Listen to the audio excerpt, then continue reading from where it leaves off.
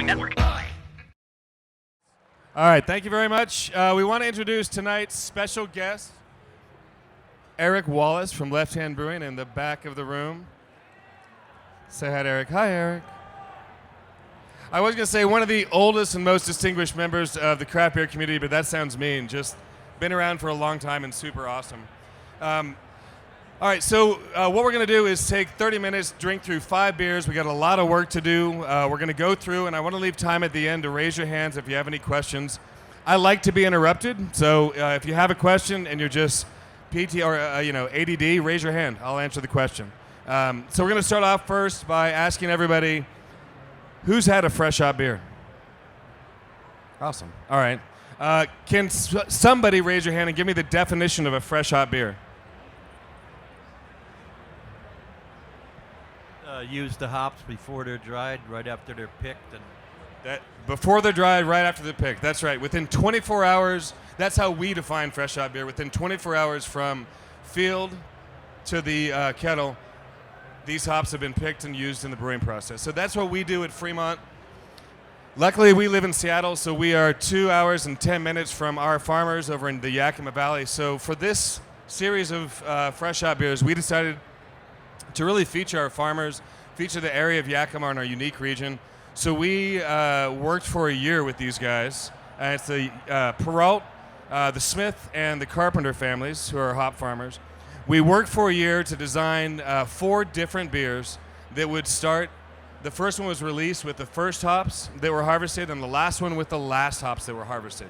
So it goes in this extremely convenient order, from Centennial to Mosaic and all the way in between with Simcoe and Citra through the middle of the harvest. So it's about a 5-week harvest that we picked and brewed through. We would start off at 3 o'clock in the morning, drive a huge truck over to Yakima, fill that truck up so we'd get the hops harvested like Centennial, harvest the hops, lightly process them, put them in these big cardboard bins you'll see called Gaylords, which is a great name for hop bins. And then we would drive them back over around 7:30 to Seattle, have them in our kettles by 11:15. All week, 5 weeks in a row. It was a ton of fun, but a ton of work to bring the beer that you're enjoying right now. Question? So this is right now. The hop harvest begins roughly for the hops that we want to use. The hop harvest begins in like mid-August, late August, and then goes all the way to the end of September. It's kind of, there's some variability and flexibility, but roughly it starts mid-August all the way through the end of September, and then the Yakima Valley is clean and clear, and we have all the hops that we're going to use for the next year. They like to end the harvest at that time because we have the Yakima Fresh Hop Festival, first weekend in October, and I guarantee nobody's working after that. We're done. So this beer, the last beer you'll try tonight, just won Best in Show. It's my organic fresh hop. Got a question? What is lightly processing? Okay, that's a good question. What is lightly processed? What that means is we go into the fields, the hops, and we've contracted out for these hops for over a year. So this has been planning a year. So we go into our acreage, they start pulling the hops down, they take them back and they take the hops off the vine, right? So you have to separate the flower, the cone, from the actual vine.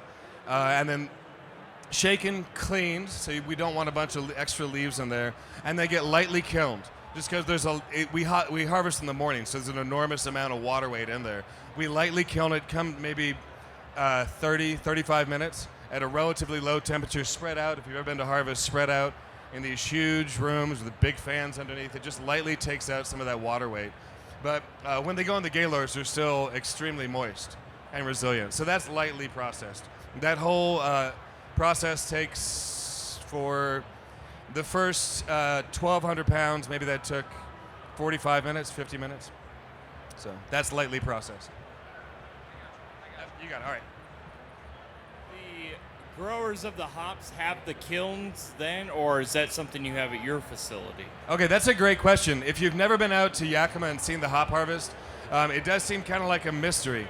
So the question was, do the hop farmers and growers themselves actually have the kilns on site, or do they bring them into the brewery for kilning? They all have them. Well, there are two different kinds of farmers, but the answer to the question is they're on site in the fields. So there's some farmers who actually don't have any processing capability. They just contract out for whatever kind of varieties, Chinook, Citra, Mosaic, whatever it is, and then they grow the hops and they bring in the processing, or they have the processor. They pack it up in trucks and bring it to the processing facilities at the larger associations.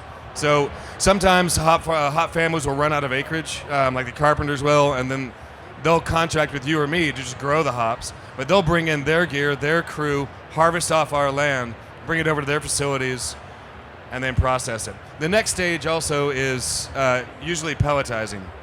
So that's all done on site at these facilities. So, yep. I was wondering what the ratio of pounds per hop for the wet versus the dry hops that you would put in. The ratio, okay, the question was, what's the ratio of wet hops per to dry hops per turn? So we brewed this in our 80-barrel system. We use 1,200 pounds of hops per 80-barrel turn of wet hops or fresh hops. And we used, I think it was 52 pounds of of pelletized hops. And we only did that just to lightly touch off on the dry hop after fermentation was done. And we really can't use, or we've used it before and didn't like the presentation of the fresh hops as a dry hop. It also, if you ever tried to get about 400 pounds of hops out of a little door, it's about 30 or 20 feet up in the air. It pisses people off. I did it for the first couple of years, and then when it was up to help the rest of my team do it, they stopped and they looked at me. They're like, "No, we're not doing that." So I actually think it's better for the beer to use the pelletized hops anyway and the dry hops. So the way that this came out, you're going to go through all the beers. Centennial is the first hop that you're going to try. And then I think it's going to go in order of the harvest and the brew cycle. Simcoe, Citra, Mosaic. We got one question over here from the good-looking man in the hat. Do my children think I'm good-looking? Yes, they do, actually. That's a good question. Yeah. Where in the brew process are you adding the wet hops? The wet hops get added right before whirlpool. So what we do is we go through the regular brew process. So with our grain, and we pull off and we boil. Instead of going back into the whirlpool, which is what we would normally do in a 3 or 4 vessel system, what we do is we kick it back around into the kettle. Sorry, not the kettle. My mash tun, because it has these beautiful grates and my beautiful arms on it. So we put the hops in there and we run the wort backwards through the system into the tun and drop the hops in. So it essentially acts as like a big tea steeper. And then we just slowly move the arms around so we get a full contact time with all the hops. We do that for a full time, undisturbed, or just let it sit before drying off for about half an hour. And then we draw off over the core into our whirlpool before we spin it for another about 40 minutes. So it gets a contact time anywhere between hour and 15 minutes, which is plenty of contact time. So the fun thing about this beer, if there's the sensory side, there's the customer side, but from the producer side, we did literally spend a year with our hop farmers to do this, because they had never done a fresh hop beer as long or as large as this. So this is 30,000 pounds. Most people will buy 100 or 2 pounds. So for example, I can tell you, like in the state of Tennessee, the entire state of Tennessee was shipped less than 3,000 pounds. So that was less than a tenth of what we use at Fremont. So it took a lot of work, just the coordination for our guys to get out there, their guys to have the time to load us up, process this in these Gaylords. And then the other aspect was, how do we actually alert the consumer to what hop they're drinking, what in what beer? Because we only did 4,000 cases, so we couldn't have an individual can for each hop. So we actually had to figure out another way, and we did it relatively simply, unless you're in my packaging team, which means that we took, for each beer, we took a little sticker and we'd put it on the 6-pack, we'd put it on the 12-pack, and somewhere up here is going to show you the bottom of the can. On the bottom of the can, we would show our brew number and the package date. And if you went to our website, you would go to the big thing that said fresh hop, and you could check your brew number and your package date and see exactly what hop was used for the beer in that can, because the grain bill stayed the same all the way through. So that seemed to work out unless the stickers fell off and my labeler didn't hit the can, and then we'd get these weird calls like, "I'm drinking one of the green cans. Can you tell me what hop it is?" No. You've had too much to drink, man. But overall, it was a really fun project for us to be involved in. It was fun to feature our farmers. Because for us, being so close to Yakima, we're out there at least once a month.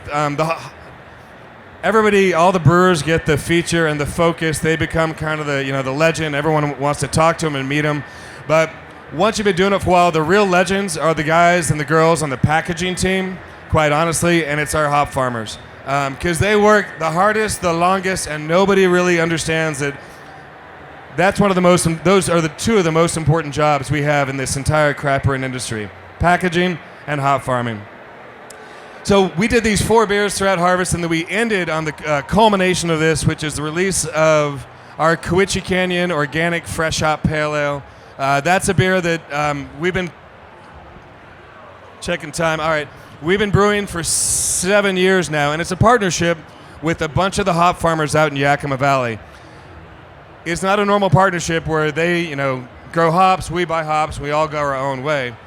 What this is a collaboration between us and these hop farmers, and then one of the Yakima Valley's foremost organic farming consultants, the Ron Britt family. And this project is designed to promote the organic hop industry in Washington State. So we test out methodologies of organic farming for these hops, and then different varieties. So we introduced the world's first organic Citra, the world's first organic Simcoe, Mosaic. We just did Equinox for the first time last year, and there's a new one which I can't talk about right now, but we have a half-acre planted of a new experimental hop that if it ever gets trademark registration, will have a cool name. But that project is really fun, and the beer for us is the most special beer of the year. All the farmers come out, and this beer is not just a fresh hop. It's not just because Citra and Simcoe are the hops we use. They're awesome hops. But truly, we use Citra and Simcoe all year round. You've had fresh hop beers maybe tonight with Citra and Simcoe. When you have the Cowiche Canyon, you'll notice it's in a darker green can. It really is a unique beer because of the terroir of the canyon, the Cowiche Canyon, where the farm is. It's 6.5 acre farm. I could give you the Cowiche beer and a Citra Simcoe beer side by side, and they are distinctly different. And they're grown by the same people, essentially the same, same planting, same origin. The fun thing about that is they were really eager to try to prove this concept of terroir. So we are confident we've done it with this project. We're now looking for another area that we can, start farming in and see if we can get some more, land expression out of it. That's part of the fun of the Cowiche Fresh Hop for us. We also use it as a platform to talk about the importance of organic farming, organic hop farming throughout the Pacific Northwest.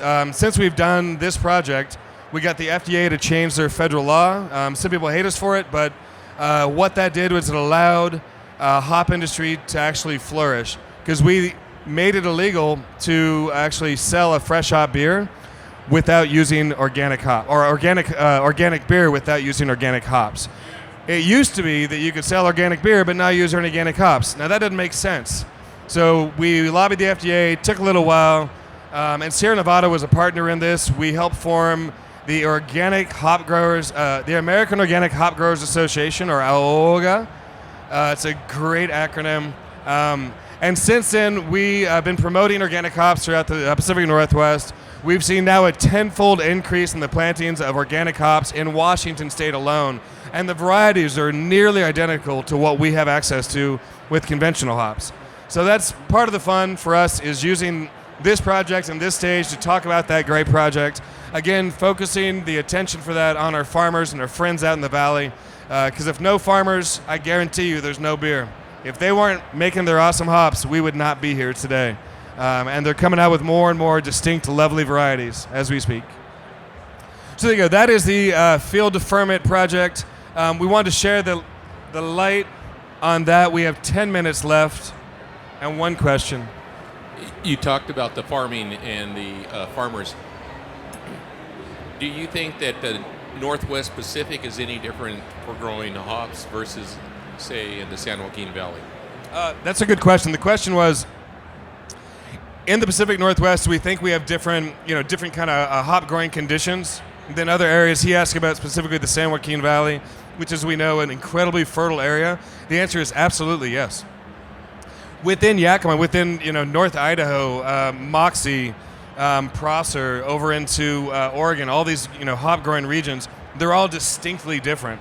Oregon, for example, has a really hard time growing some of the more expressive hops like Mosaic. It's a climate issue. So I don't know. I think that's the fun for me of this is right now we see hops being grown again in Virginia, Ohio, Michigan actually has a really amazing hop industry coming up right now through the university there. So I think hops actually can grow. Massachusetts has a hop industry coming back.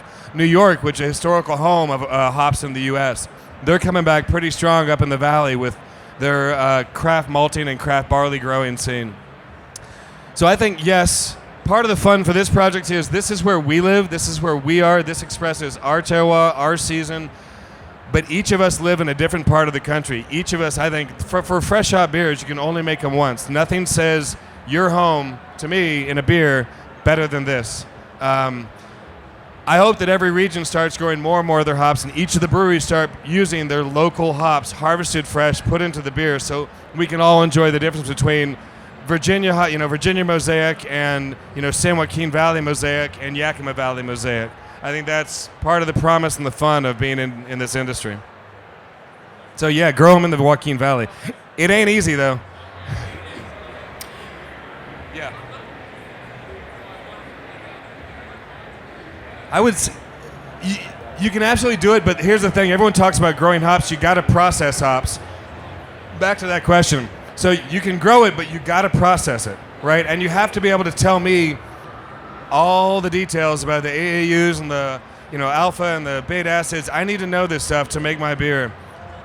Yeah. There's growing and there's processing.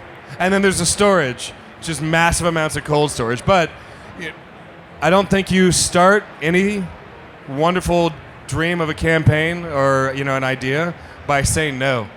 So you started by saying yes we can, yes we will, and then everything will build around you. We've done it in Washington State with this project. We've done it with the largest now craft malting facility in the United States and one of the most amazing barley growing regions in the world. And now we're actually, for my existing brewery, I just moved into mixed fermentation. I have two breweries, my existing original brewery, and that's using 100% Washington-grown barley, wheat, and rye, malted less than an hour away from my facility, the Skagit Valley Malting Company. And that my silos are filled up with a continuing and a rolling series of different barley varieties, malted exactly to our specifications. So that's the fun thing, too, about the hops. We can make the beer that we want to make if we take control of the raw ingredients. Matt, we got a question back here, but any more questions? Yes. There was also a question going around about what is the variety in the Kawiki Canyon? Is that what it is? What's the hop variety? And then I'll pass it for another question here. It's the Itchy Cow. It's the Cowiche Canyon. Cowiche Canyon. And okay. Cowiche.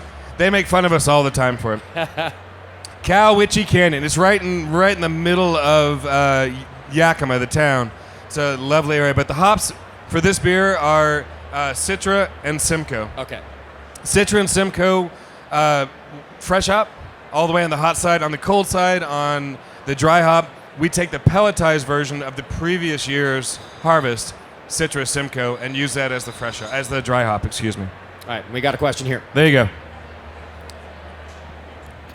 The new crop in Florida, since our oranges have been plagued by bacteria, we've been growing hops there lately.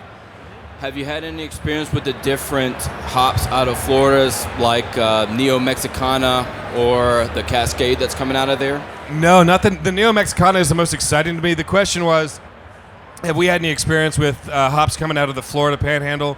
No is the answer, but we would love to. We know that Argentinian Cascade is vastly different from Northwest Cascade. I would almost guarantee the Florida is going to be really unique itself. The hops themselves change every year regardless of where they are. So we have a beer we do. It's a smash beer. It's all Amarillo, called Summer Ale, and it's just one hop, one grain. So every year it is a slightly different beer because every year Amarillo changes slightly. So I guarantee it's going to be a whole unique part of the industry when Florida starts putting their hops online. Specifically, some of the dwarf Mexican varieties that you mentioned. Yes, we have one that's codenamed Ron Mexico. If anybody knows why that is, kind of a funny backstory. But Ron Mexico is one of the most exciting hops for me. It's a dwarf Mexican variety that's been brought up into the Yakima Valley. So, yeah, I think they're going to be different. Right now, it sounds like they're going to be really wet and windy in Florida. All right, we have time for more questions. Okay. I have a question. I know you covered this just a little bit, Yep. but when fresh hop beers came out years ago in the early days, they all tasted like my front lawn, right? They were really grassy, really vegetal. I know you talked about using pellets.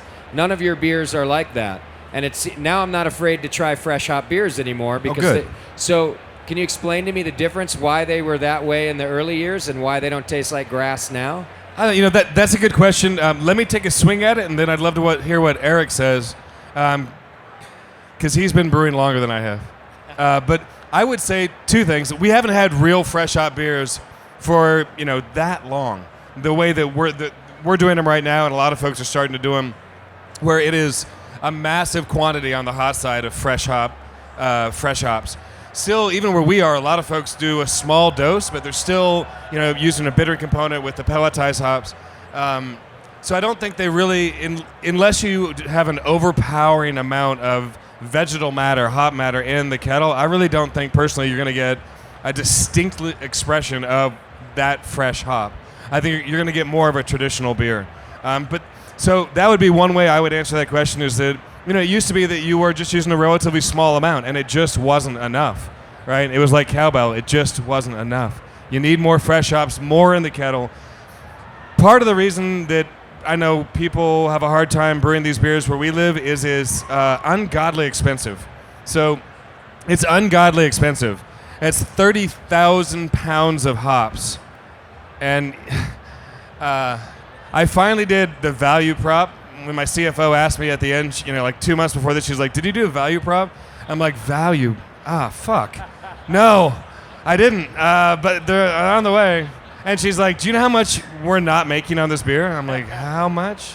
She's like, "We'll make a couple grand on the beer." And we sold, everything was sold before it was done. It's thousands and thousands of cases. So I get it when folks don't want to use a lot of hops, but, I don't know. It's beer. It's a lot of fun to do. Makes everybody happy. The other reason I would say is that I think we've gone away. I know we've gone away from some of the more grassy hops, and the hops were different. Frankly, Cascade was a much more grassy hop in the day, and a much lower AAUs. So I think we've shifted away from some of the more expressive, grassy, old English-style hops, the Fuggles and Goldings and whatnot. We personally are working to bring them back as a choice and variety. I love that grassy character. I think it's incredibly fun and distinctive. So, I don't know. What do you think, Eric? We started making one a long time ago called Warrior, and we play around with it, so it's a little different every year. It was Vinny Chilurzo when I first tasted his fresh hop beer when he was still back at Blind Pig, and I said, "Dude, that thing is awesome. How do you do that?" It's like, "Well, give me a call. We'll tell you how." He's basically was using 7 pounds per barrel of wet hop. So what we started to do is go over to Palisade and Paonia, that area, on the western slope of Colorado. We go over to Paonia. There's a couple growers over there that we're using 3 now. And we pick them. We throw some into an airplane that some of our friends have, and we fly them back. And we brew within 24 hours. I agree with you on that. We've also used some pellets, as you guys do a little bit, because when you're throwing them into the boil, well, it's a week or two, afterwards that you need to give it a little bit of kick after. So I think we're all getting a little bit better. We use a lot of Cascade in that, and that the grassy, I agree, the grassy's gone from a lot of them. I used to always describe it as chlorophyll. I can taste a lot of chlorophyll in this beer because it's all leaf and a lot of leaf character. We're trying to find the right balance between the freshness and the green material that you're tasting. Yeah, which is always fun to do every year. That's why it's fun as a brewer to do these, because you have as much control as you think you do, but you really don't have a lot. It's really going to express whatever that harvest did that year. So, yeah. And I love the story of putting your hops on an airplane and flying them over and getting to the front range. And the fun thing about fresh hops is people go to great lengths to get their fresh hops all over this country. In fact, all over the world. They're shipped all over the world. And they do that because it's a regional love. It's a unique part of our culture. It's a unique part of the time. So we talk about, I don't want to take a swipe at people who do this, but the pumpkin beer thing is great, but you can brew that beer any time of the year. We always push fresh hops as the real seasonal beer for this time of the year, not pumpkin. I think the pumpkin beer is great. You can do that closer to, Halloween or Thanksgiving or any time you want. But really, this is a seasonal beer in the real sense of the word. It only comes once. You can only brew it like a flash in the pan, and then it's gone again until next year. And once you're brewing these beers, you can't stop. Right? Once it's on, the harvest comes. Like, you don't stop brewing the beer because you can't let the hops sit. The reason the 24 hours is important is these hops just sit in each other, and they will literally turn to compost if not kept cool, aerated, and used almost immediately. So that's why the 24-hour thing is really important. Yep. Fresh without them molding. How do you ship them fresh without molding? Luckily we just drive over the mountains and pick them back up. So that's a good question. I don't know. Not my problem. I got 99 problems, but that's not one. I'll ask them. I'll ask them to come back next year. Yeah. I don't know. They fly really fast. Would be what I would think. But I mean, if you harvest and get it on a plane soon enough, there's almost nowhere in this country that you can't get it within a couple hours. And then you just got to have a refrigerated truck waiting and drive it out. But every brewer has a story about what they do, what's crazy to get their fresh hops that year. So it's part of the fun of all these beers.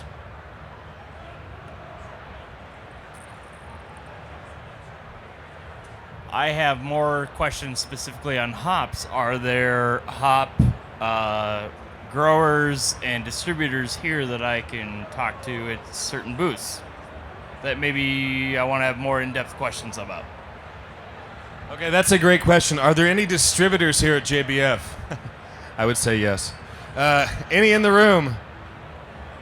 No. All right, any hop farmers in the room? No. I would think not right here, not right now. You know why? Because they're all absolutely exhausted. They just sobered up after Fresh Hop in Yakima, and they're like, I'm out.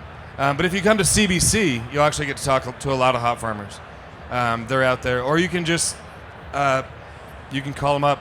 You can go on the web and find out, the Carpenter Ranchers, they will answer your phone, answer a phone call or an email. So just going back to the processing question that I asked earlier, part 2. So I'm used to picking hops and taking them and using them right away without processing it. What's the issue with the moisture? Why are you trying to drive the moisture down for your brew? Okay, that was the question was, he's used to picking hops directly and then brewing with them, so why do we process them? Why do we lightly kiln them before we put them in the beer? It's a little bit of us and it's a little bit of our farmers. So they want to do it so we don't get an enormous amount of water weight. Which makes sense. We could do it either way, but the reason I actually like it, it literally is the lightest kilning you can imagine. But the reason we like it is it reduces the total volume, the metric weight of each truckload, which is really significant, right?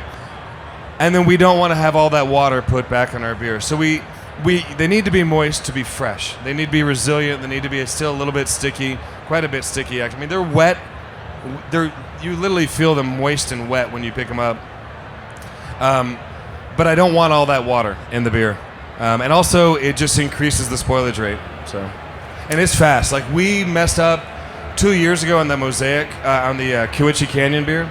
And we tried a new way of storing the hops before we brought them over the mountains. and it didn't work out. The internal heat built up, and within 5 hours, almost my entire crop of Citra was wiped out. So everything was harvested, went all the way through, brought off the kilns, put in there, and we just didn't get enough of the water out, and they heated up, and the whole thing was just garbage. So that was an entire year's worth of work on the farm, tossed out into the flower beds. All right, man, that's about all the time we got. That's all the time we have. I can talk to you after the show. Thank you, guys. I hope you enjoyed the beer. I hope you enjoyed the conversation. Enjoy JBF. Be careful out there.